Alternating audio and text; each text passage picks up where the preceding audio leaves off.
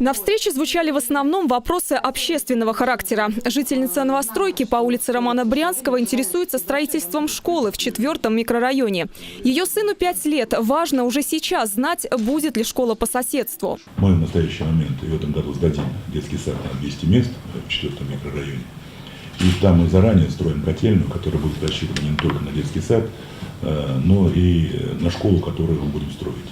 Значит, какая очередность? Сейчас у нас строится в районе аэропорта школа на 1225 мест. И в 2020 году, уже сейчас мы готовим документы, но мы будем участвовать в этом отборе по 4-му микрорайону. Начать строительство планируется в 2021, а 1 сентября 2023 года первые ученики сядут за парты. Возможно, отметил Владимир Оборотов, строительство завершится раньше. Эти сроки устраивают новоселов. Подход к строительству школ и детских садов в регионе высоко оценил и заместитель полпреда Мурат Зязиков. В честь региональной власти они изыскали возможность, то есть на перспективу, на ближайшие 2-3 года, то уже определено место, то есть практически сегодня уже такое решение принято, место, где будет школа, вот непосредственно там где в ней есть необходимость.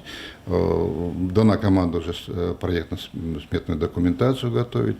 Ремонт кровли в пятиэтажке 66-го года постройки – еще одна тема встречи. В доме 80 квартир. Мягкая кровля протекает. Жильцы просят как можно скорее помочь с ремонтом. Через управляющую компанию буквально в ближайшее время, я думаю, в течение 2 недель, 3. Ну, это летом надо делать, потому что отопительный сезон 1 сентября, октября. Там все. Очень быстро. Звучал на встрече и вопрос по индивидуальному отоплению. Директор департамента ТЭК и ЖКХ Олег Андрианов заверил, что к 1 ноября он будет решен. Мы предоставляем денежные средства на приобретение котла и оказываем помощь в демонтаже и монтаже самой системы отопления по квартире. Обратились к заместителю полпреда и по изменению расписания автобуса 100-го маршрута. Он следует до аэропорта. В летнее время число пассажиров увеличилось. Нужно менять расписание и увеличивать число остановок.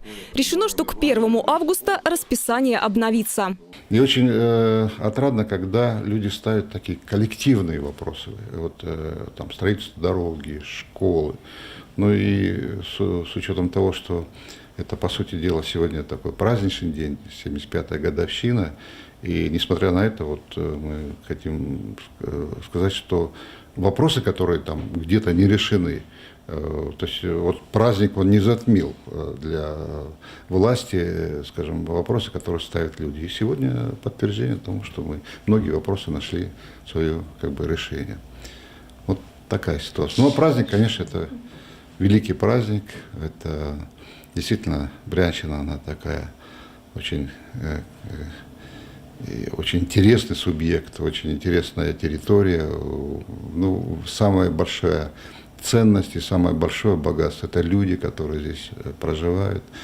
Это очень добрые, отзывчивые, трудолюбивые люди, которые любят свою родину, нашу великую Россию. Это очень такие радушные, очень так трепетно относятся к своей территории. Это очень важно. Все обращения граждан взяты на контроль, и по каждому определены четкие сроки решения. Екатерина Зодина, Игорь Винничук. События. Брянск.